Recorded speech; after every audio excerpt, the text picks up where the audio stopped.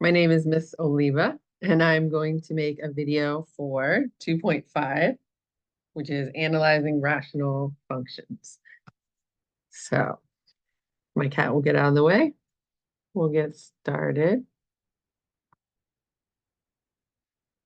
Okay, so rational functions are something along the lines of something that looks like this, an equation where there is a numerator and a denominator. And so there's going to be some numbers that we don't want because they will make the bottom equal to 0.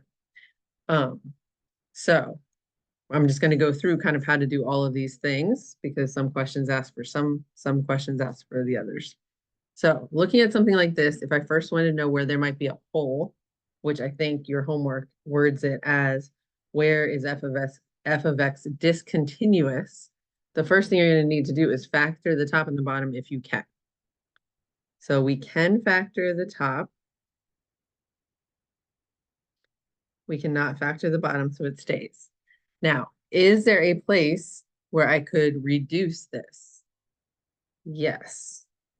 So if there's something that can be crossed out, reduced, that is where there is a hole, meaning there is a hole where x equals, it's kind of the same as how we do zeros. If I see an x minus 2 here, wouldn't that really mean my 0 was 2? Or you can think of it as, what is the number that would make the bottom 0 here that I don't want? 2.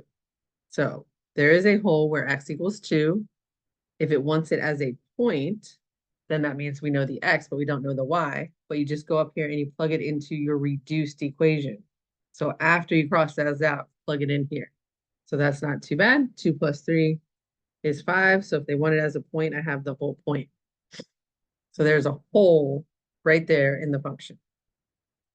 Vertical asymptotes come from what would make the bottom 0 also, but only if it's still there after we reduce.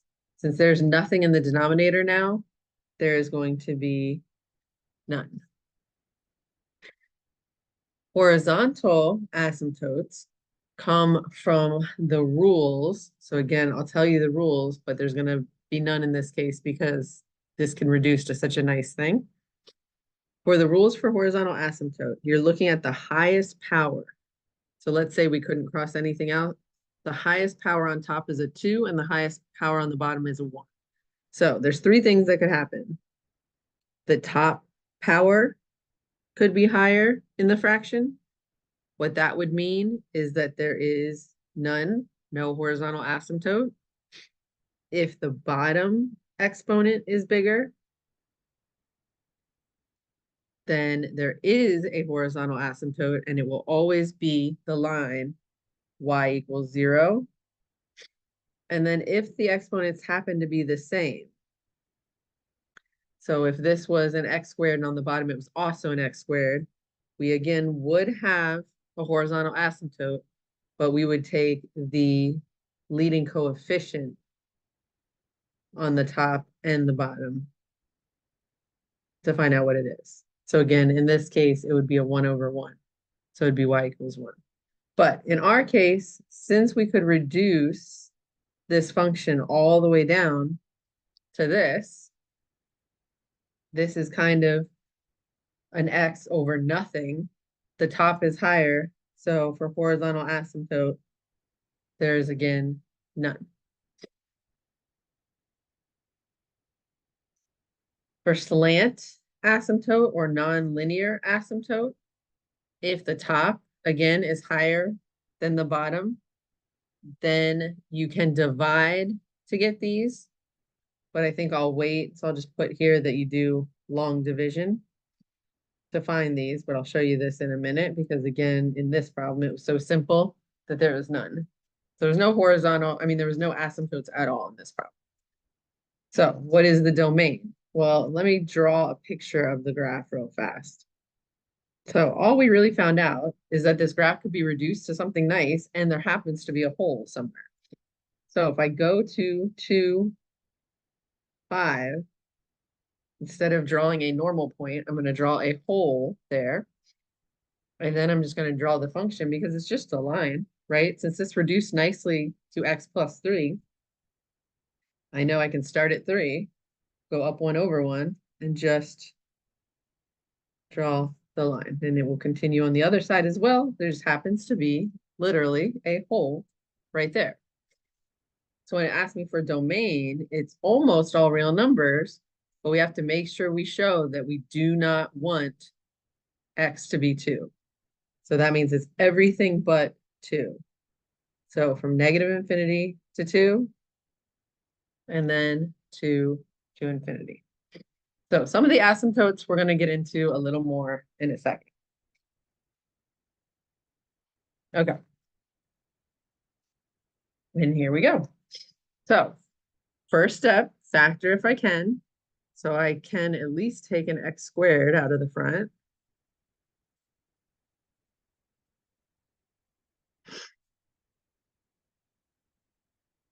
Oops, there we go. So I could at least pull an x squared out of the top of the function.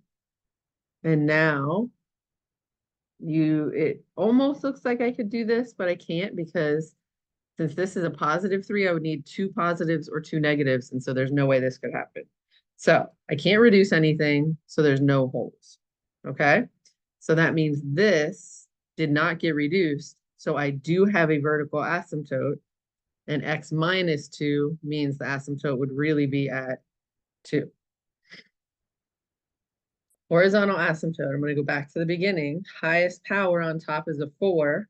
Highest power on the bottom is a 1. If the top is higher than the bottom, it means there are none.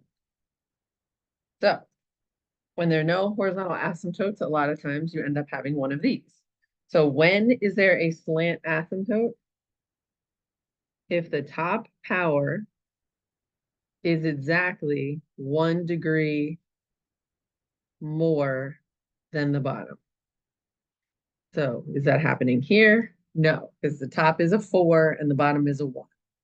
So again, there's none, which just means the extra asymptote is not going to be a straight line, which is why they're calling it nonlinear, because it might be an x squared or an x to the third, something like that.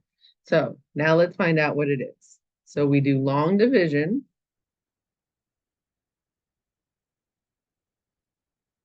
So top goes inside, bottom of the fraction goes outside.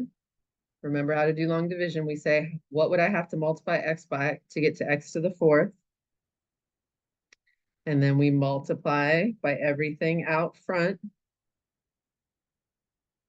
subtract and subtract. So these actually both go away. So I just bring down this. What would I have to multiply x by to get to here? Multiply, multiply. If you end up with a remainder in this type of problem, you just ignore it. So what is my non-linear asymptote? Y equals this.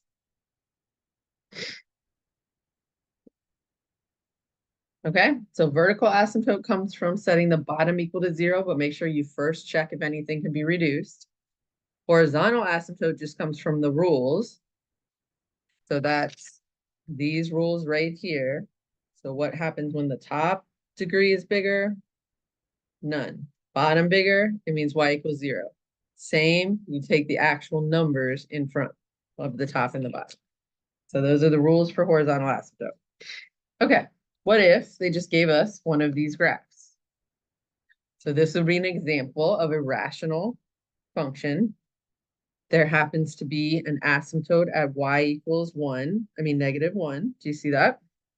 And it's hard to see, but there must be another one here, because that's why this graph is kind of going the way it is. So we also have a vertical asymptote at x equals 0. But that's not what they're asking. So let's just answer what they're asking. Is this function increasing or decreasing? And if it is, where? Well, it depends on where you want to draw it, right? So that's why we all should decide to do it the same way. So we're all going to decide to always look from left to right, so we don't get confused. So coming from the left, if I were to draw this graph, I'm definitely going down here. And then I have to pick up my pencil and start here. But again, it's definitely going down. So we are never increasing, but we are decreasing from negative infinity to this asymptote where I had to jump, which was 0, but then again from 0 to infinity. So if you're confused why I said infinity when it was coming down, remember that when you're describing where it is increasing or decreasing, you're always describing the x's. So you're always going to be coming from negative infinity and heading towards positive infinity, no matter what, whether it's going up or whether it's going down, the x's are going to infinity. Okay, so now for the end behavior. As x goes to infinity, which really means as I look to the right, f of x goes where, which basically means the y. Well, before when we did this, it would go to positive or negative infinity.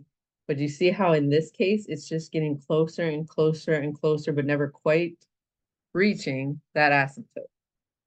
So what number is it headed towards? That asymptote number, which is -1. How about as x goes to negative infinity, which means as we look to the left, where is the graph headed? Same thing. It's again getting closer and closer to that -1. Okay, now for some new notation. So this is again asking you as you're approaching something, but when you see this little minus sign up here, it's going to tell you from which direction. So we have two questions asking us about what's happening as we approach 0, but one of them's asking us to come from the left and approach it, and one of us is asking us to come from the right and approach 0. So we could get the same answer for both or not. It just depends on the graph. So in this case, as I head towards x equals 0 from the left, this time I am headed down forever, which means negative infinity. So from the left, as I approach 0, I'm headed to negative infinity. How about coming from the right? So this is the only time we come from the right, as if it specifically tells us to. Coming from the right and again approaching the 0, I'm going up this time. So I'm headed towards positive infinity. So just be careful with the end behaviors and now practice these left and right as well. Okay, here's a word problem. A power company burns, I think, a power company burns coal to generate electricity. The cost C of X, which happens to be in the $1,000, which means if it was 5, that really means 5,000. To remove X percent of the air pollutants is this equation. C of X equals 300 times X over 100 minus X. So here's my equation. Compute the cost to remove 20%. So remember the percent is your X of the air pollutants. And they even told you in the homework, hint, X is 20. Because a lot of times if I have a 20% and I want to put it into my problem, I change it to 0.2, right? But in this case, since X stands for whatever percent, this is one time where we don't have to change it. So I'm just going to go into this equation. I guess I could have put the 20 here also. And I'm going to find C of 20, which means I'm going to do 300 times 20 over 100 minus 20. See what we get.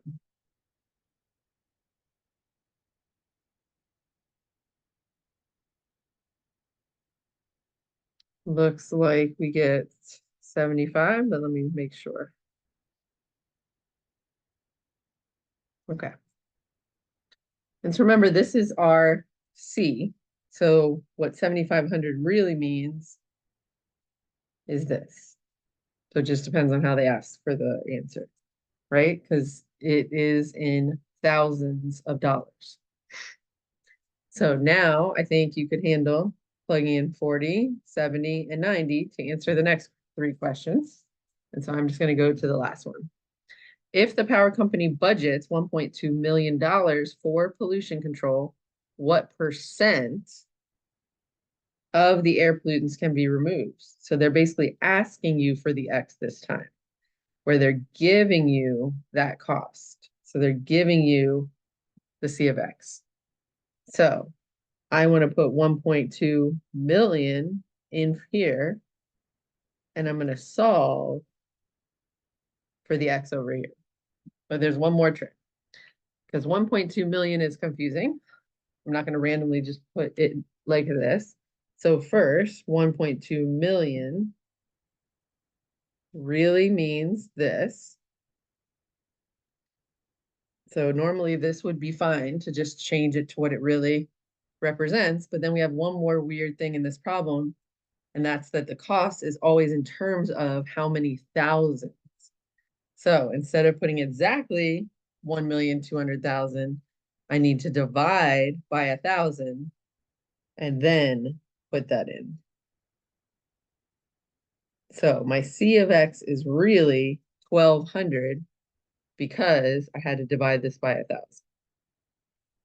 Let's draw an arrow that I had to divide by 1,000 just because in this specific problem it said the cost is in terms of thousands of dollars. So now, how do we solve? Take this whole denominator and multiply it over there, but be careful when you do that. Make sure you're going to distribute.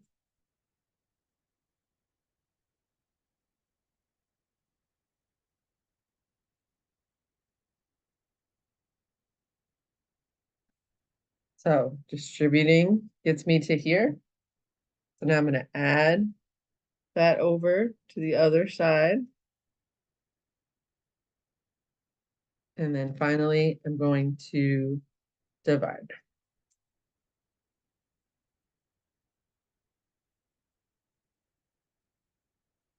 And I get 80, which really means 80%. Okay, give those a try. Hopefully that helps, but let me know if there's something that is still confusing when you try the homework.